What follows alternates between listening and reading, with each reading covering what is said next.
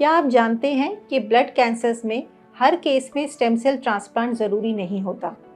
नमस्कार, मेरा नाम डॉक्टर प्रतिभा धीमान है और मैं मैक्स हॉस्पिटल द्वारका में हेमाटो ऑन्कोलॉजिस्ट और बीएमटी फिजिशियन हूँ। ब्लड कैंसर्स दो तरह के होते हैं, एक्यूट ल्यूकीमिया और क्रॉनिक ल्यूकीमिया। एक्यूट ल्यूकीमिया वो ब्लड कैंसर्स होते हैं जो कि तेज़ी से फैलते हैं और क्रॉनिक ल्यूकीमियाज वो ब्लड कैंसर्स होते हैं जिनको बढ़ने में टाइम लगता है, जो धीरे धीरे बढ़ते हैं। एक्यूट ल्यूकीमियाज दो टाइप के होते हैं, ALL और AML। इन दोनों में ही ट्रांसप्लांट की वेरियस इंडिकेशंस है। हर केस जो कि इन डायग्नोसिस से हमारे पास आता है, उनको हम स्टेम सेल ट्रांसप्लांट या बोन मैरो ट्रांसप्लांट की ऑप्शन नहीं देते। अगर पेशेंट हाई रिस्क होता है या पेशेंट की बीमारी वापस लौट के आती है या फिर पेशेंट की कुछ और कंडीशन की वजह से स्टेम सेल ट्रांसप्लांट एक क्यूरेबल ऑप्शन होता है, तभी स्टेम सेल ट्रांसप्लांट की चर्चा की जाती है।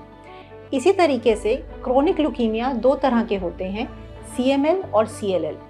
CLL में यूजुअली ट्रांसप्लांट की ऑप्शंस तभी दी जाती है जब पेशेंट बहुत सारी दवाइयों के बाद भी रिस्पॉन्स में नहीं आता।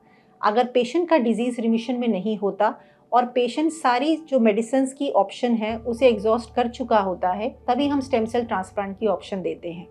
इसी तरह CML में भी मोस्ट ऑफ द केसेस में हम एक गोली देते हैं जिसे हम TKI इनहिबिटर कहते हैं, इनसे ही इसका इलाज किया जाता है। बट अगर कोई पेशेंट सारी ऑप्शंस के बाद भी रिमिशन में यानी कि रिस्पॉन्स में नहीं आता, तो इन केसेस में भी हम स्टेम सेल ट्रांसप्लांट की ऑप्शन देते हैं।